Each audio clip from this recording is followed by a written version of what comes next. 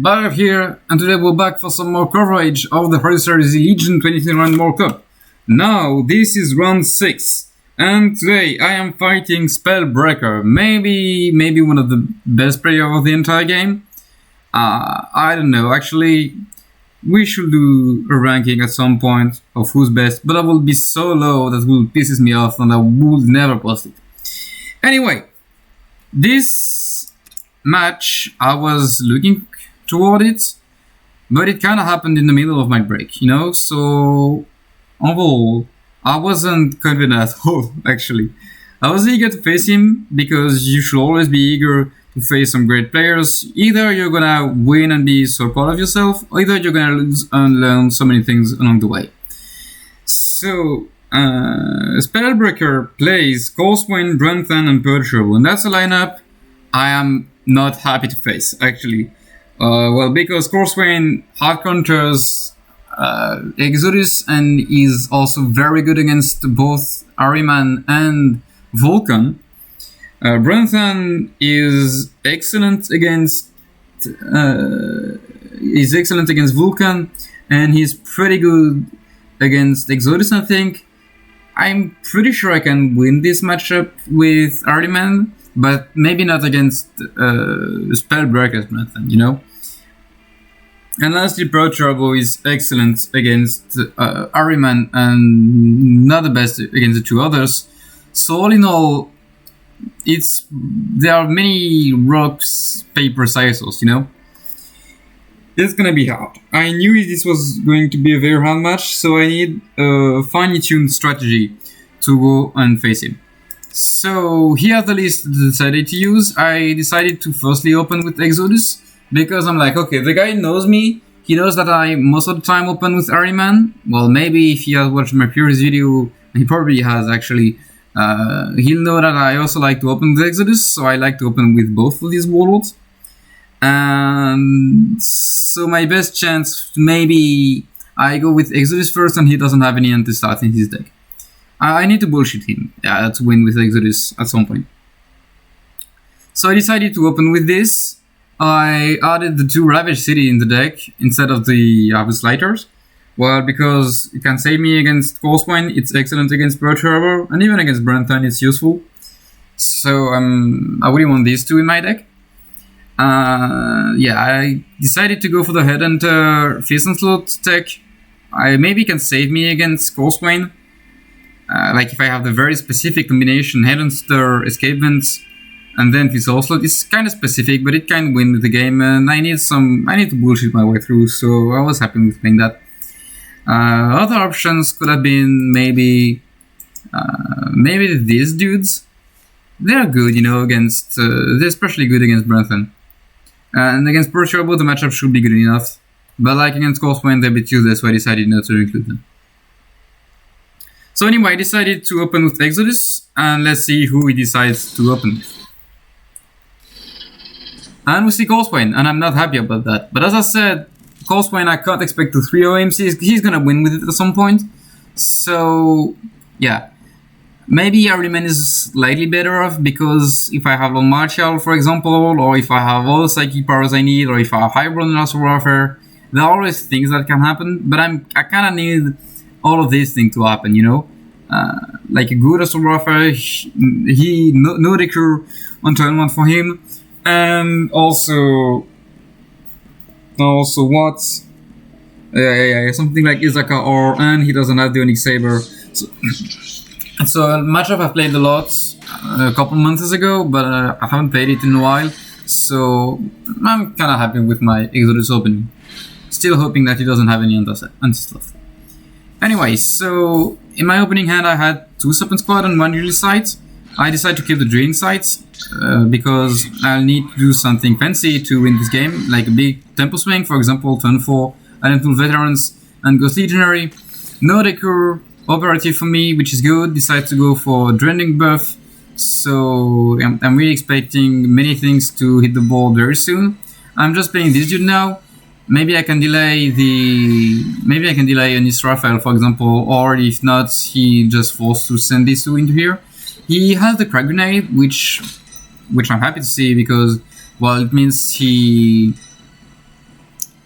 I would have had a hard time with Ahriman. Crack Grenade is a good take out against Ahriman. It's not an auto win, but like it gets rid of Doombringer for precognition Doombringer, so it's still good. I drew my second Ghost Legionary. I now have a decent ball control. He's stunned, so he can't use his purple card to get rid of this right now.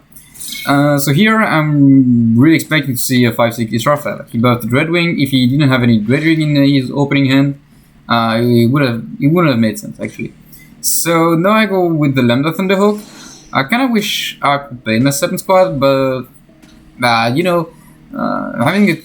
having this thing is just as good as having the 7 squad. Maybe this turn was a mistake, but this 5 HP I really want to cut them somewhere. Second is Orphe, which is a lot. We see a Boreal Legionary, which surprised me because, well, he didn't have it before then. He just updated it. It's only a 2/2, and he played another Israfel turn before. So yeah, it kind of surprises me that we see this. Most of the time when you have Boreal Legionaries in your deck, you prefer to buff Ravenwing with your Pelagos Marner. But anyway, here I have a good instrument, and I'm like, okay, well, victory might draw near, He's only at 16. And the fact that he's only at 16 kind of makes me hope that I can snipe a bullet him. I just need to in order to do that, all I need is my escape bench, really. So I top deck it, and I'm like, well, okay, that should be very good. So now I'm able, I just go undercover, and I really want to snipe him next turn. So I go for the escape vent. I load up my ability, and I want to kill him next turn, I add the Force Flag, and here I'm thinking, well, should I play my counter attack into Command Bridge? Well, first, if he doesn't have any anti-stat, he's dead no matter what. If he has, maybe he can have a frontline. I don't think he plays a frontline. We've seen Boreal Legionary, and I don't think that he runs any other Deathwing than just Ramiel, because he's expecting to face Ahriman, as we see with the Crack Grenade. Maybe, I don't know. I'm thinking of what list he could use to go like, okay, I have the Crack Grenade to face Ahriman, so maybe I can put in a couple front lines to face Exodus. Because front lines from the Dark Angels are actually pretty good against Exodus most of the time. But yeah, I don't think that's the way he decided to build his deck. I'm pretty sure he doesn't have any front lines, so I'm like, okay, well, if he has anti-stealth, if he doesn't have it, he's dead, most likely. And if he has it, well, I'm most likely dead myself, He's 3 energy, so we still have 14, 16. He did use his purple card, so, well, maybe he doesn't have lethal just now, but then how the heck do I kill him, So I'm like, okay, I should probably keep my Command Bridge, just wait to see what I draw, and then make my choice accordingly. If I top deck my Lambda Thunderhawk, then I will want to get my Drilling Sight to play Heron Squad at the same turn or whatever. I could have just played the counter attack, to be fair, because now if this trade happens somehow, if this thing dies, maybe I'm in a better spot. And I'm okay, please don't have it, and he has it. So this removes both stealths. It has been sitting in his hand for quite a long time. Fortunately for me, he didn't pick Attack the Warlord, so I think he would have been dead if he had picked that. And now I'm like, okay, well, if I had another turn and I could play my Heron Squad and then Fierce Onslaught, that could be very good, but that's not happening.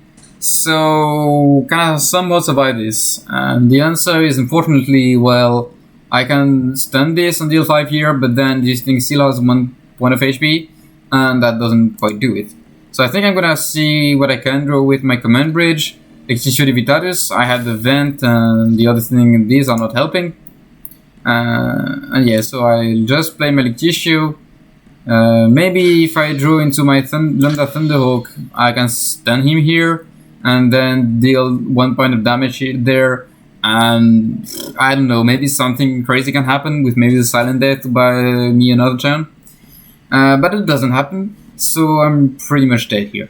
So I'm kinda okay. What if I had played my counter attacks? This would be dead, and I could stun here and deal 5 there. So I need to snipe this, because he has 9, and then 6 because he has more than 8 pots of energy. So I'm dead if I don't snipe there. So he still has an 8/8 stand. He's gonna swing with that. He has a lethal setup. I absolutely can't kill him. She's gonna develop another entire board, and I can't get rid of it. So anyway, I'm dead. So no regrets here. So I tried with the Exodus, and now I'm like, okay, for some stupid reason, I picked Vulcan. And this was very stupid because I was feeling, okay, maybe this is okay against Branton. I wasn't actually sure about how the matchup was. But it turns out it's actually pretty bad. So this game, I'm not happy to see Branton. I'm more thinking that what makes the most sense for him is to go for Perturbo right now, because it's a lot easier to take against Perturbo than it is to take against Branton. And knowing the guy, I was pretty sure he would want to 3-0 me. So I'm kind of surprised here to see Branton, and that really sucks. So here I discard my Command Bridge and my Fire Drakes, and these are 2 mistakes. I should keep them both. I'm very happy with the Informer network, but like I need my hammer to have any chance in the late game. And one Informer network is not enough. I also have a 4/5, but the Skitarii Protector. But like, there are so many things that can be truly a pain in the arse that it's really hard having only one Informer network. So now I could go for the Storm Eagle, but I'm like, I'll just get rid of this thing next turn. I know he has a counter attack, but like, I was kinda happy with just pumping out some more value. I could have just go Storm Eagle, but then, as you see here, I can't answer the Dewback just yet. So now I'm like, well, Drawback is only one of the many ways he can win this game. If he gets out of control, then that's really messy. So I need to kill him now. And I had a choice between Storm Eagle and Informer Network. I decided to go for the Storm Eagle just because I can use I decided to go for the network, so just because I can use the Storm Eagle to finish up Malkia. And I'm like, oh, well, okay, maybe he doesn't have Brand Nev, but I completely forgot that he runs Watchers in the Dark, and this actually is so deadly. I can't win against this card. I have 0 chance. It's like impossible. If all of my things get jammed, he has absolutely no issue getting rid of them with all the tools that all fans of war have already, like the Third Covenants, the current veterans, everything. Now he has copied this. I can't answer it. Like, even my 2-1 becomes absolutely worthless. I don't care about getting 2 points of damage. That really doesn't matter. I don't have any kind of burst in this deck. I want to win with ball control at some point. I want to tank everything he can play and just swing back. So this is the Emperor's Wrath deck. This is not the control with many AoEs that I also use sometimes. Maybe if my deck was just a big pile of AoEs, I could hope to somehow outvalue him at some point, but no, it's hopeless. I feel a bit like Vapix did when he was playing Stealtharius against me, Like, I'm gonna play a couple more turns, but there's no chance I actually end up winning this. Just look at the board control he has now. He hasn't even started using his energy, and he can already get rid of everything I have. I don't have my hammer, I don't have any other removals, so I just go with Sorrow here. I want a Teaching so that I can draw another card, and maybe get an Ashen Blow. An Ashen Bones, yeah. For the next one, well, okay. Even if I can get rid of this, it still doesn't matter, truly. So he can get a Free Swing here, which is bad, but it's not the worst thing that happened to us this game. He's gonna try and clean up everything. It's not gonna be hard, actually.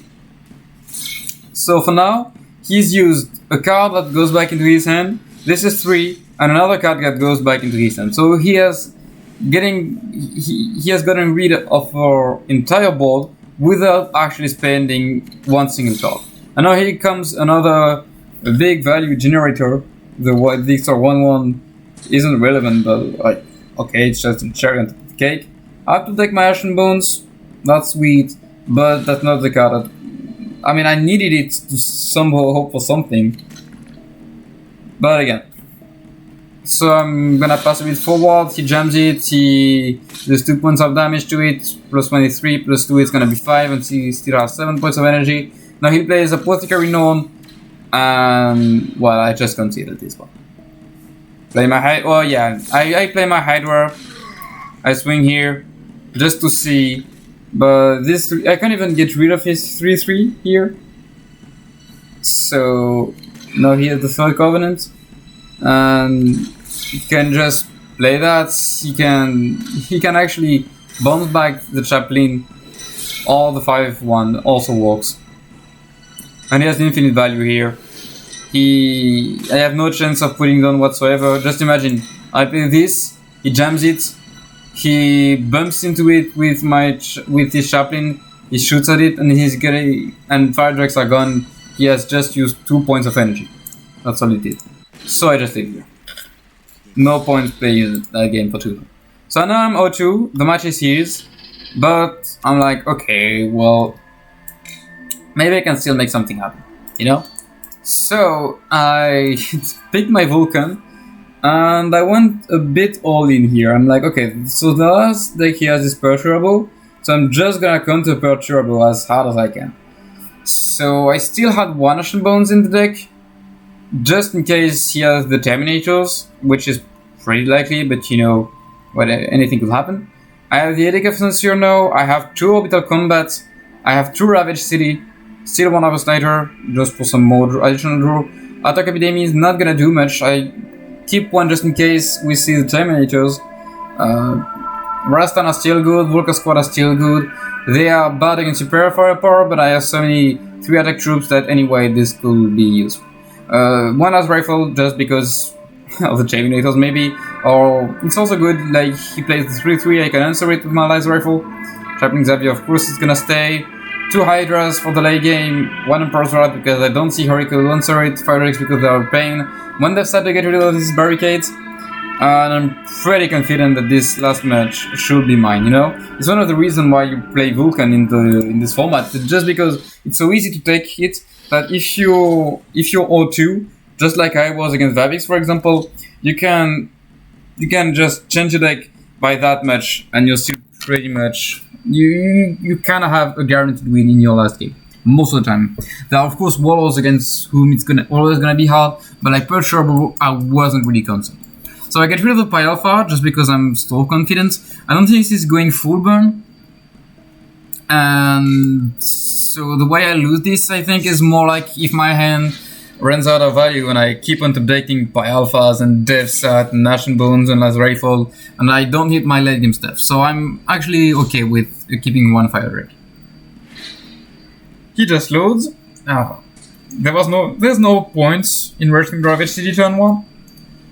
I mean, there kinda is, but like, I might just as well get a couple more cards for me. Because now the issue is that he can play a troop, for example, so this was a mistake attacking here, it was a big mistake, I shouldn't have done that. It's something I keep on doing, but like, it's just stupid, right? I'm lucky enough to top deck the Abortion Squad, which is very good, because it will allow me to get rid of the Jubak to after. So I'm 0-2, and in 1 turn, and in 2 turns I actually managed to make 1 mistake. So my mental here is bad, to say the least. And now we see the counter attack, but it's okay because it also damages his own thing. And he's gonna keep it, of course, just to get an extra card. He had a very bad steal, like Orbital Combat is terrible for him.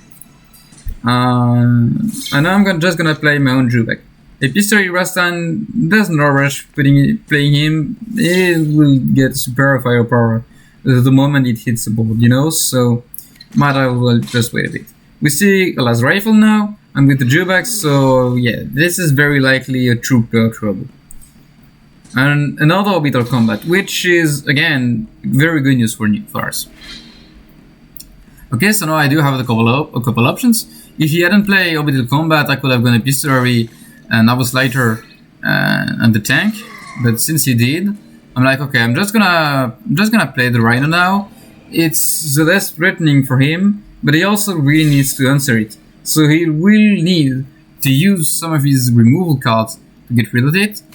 Maybe, I don't know what, and then I can play my Fire Drakes. So we see the Viral Bomb here, which I'm fine with. I'm completely fine with that Viral Bomb. So now, I kinda don't wanna play my Fire Drakes just yet, just because his wall ability is loaded up, so he will have an easy time removing this.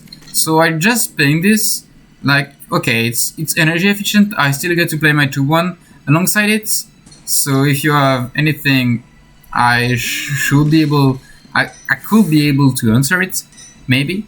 Like the Terminator, I could have drawn into anything, basically my Ashen Bones or my Last Rifle would have been enough. I don't have Doombringer in this deck. My Death Sat could have also been enough, but here he gets rid of it, and he also puts it down. So maybe Fire Drake was just a bit better, just because he would have made sure that this thing, there's no way he could play this. But anyway, with the Hydra, I'm kind of confident that he won't be able to do much with it. So I just played the Hydra, and as we can see, he doesn't do anything with the distance. So I got myself another gem. And I'm being very lucky with that top deck Edict of Censure, but we could also mention that Ashen Bones, sorry, would have also been good, you know? And even then, I'm still not dead, you know? Like, if I top deck into this, I can still play that, and that's still pretty threatening, and he can't kill me this turn, nor can he the turn after, and I kill him 2 turn. So that was still pretty good. And now, this was a big mistake playing this, just because there was one card that survived, that stick to his hand, so I really should have played the Dark Leader here. That was a tremendous blunder. I'm very lucky to top deck this Last Rifle. I'm extremely lucky, because if I take 9 more points of damage, well, now things are getting serious, because if he has the good set of top decks, he can actually kill me. It's still not that likely, but like I took a huge risk by not playing the Dark Leader. I went very greedy. I did absolutely not expect him to answer my Epistolary, because I'm like, oh, I play Edict, so I'm safe. But like, no, I'm stupid. There's still Megatron, and he can still top deck his what's called his Superior Fireball. Sorry. So now I top deck Sorrow. That's good for me. I just play it. I could have also just played Pi Alpha and Fire Drake, but I'm like, okay, if I can get another round of healing, that's very good for me. I don't play the Russian squad. I pretty should have, but I didn't want to give him a better Viral Bomb. You know, like shooting here, and Viral Bomb also gets rid of my entire board, and I can just play the turn after, and it should be good, right? Because I'm still at 17, and that should be fine. Okay, so I just go for some more healing. Maybe I can hope for it. I top deck my Chaplain, which is very good. It's just a nice 3-3 that's gonna fit nicely here. Ice Wing. He loads up, plays the Wonders of Tiska. I'm not entirely sure why he would play that. Oh yeah, because of the Storm Eagle, of course. So he was really expecting this matchup. He takes his deck the best he could, but like Vulcan on my Last Rifle top deck still come out on top. So now I have lethal, so at the very least, this is not a 3-0, this is just a 2-1.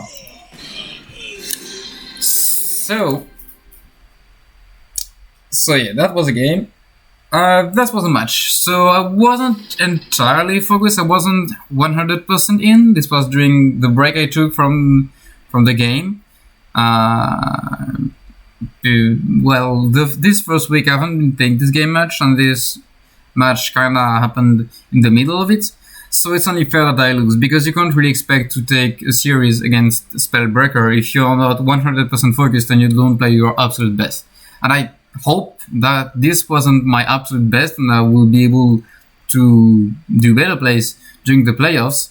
This match didn't really matter in terms of qualifying, because we are already qualified, like almost, and Asia is also already qualified. So no matter who wins this round, we are both going to the playoffs. So it's just for the glory, you know. We're saying, well, who didn't lose a single round in well before the playoffs? And I lost against Peter Breaker. It's fine. He's still on a complete win streak. He hasn't lost to anyone yet, and that's how it goes. Anyway, thank you guys for watching, and I will be back very soon with some more content from this amazing World Cup. Take care, all.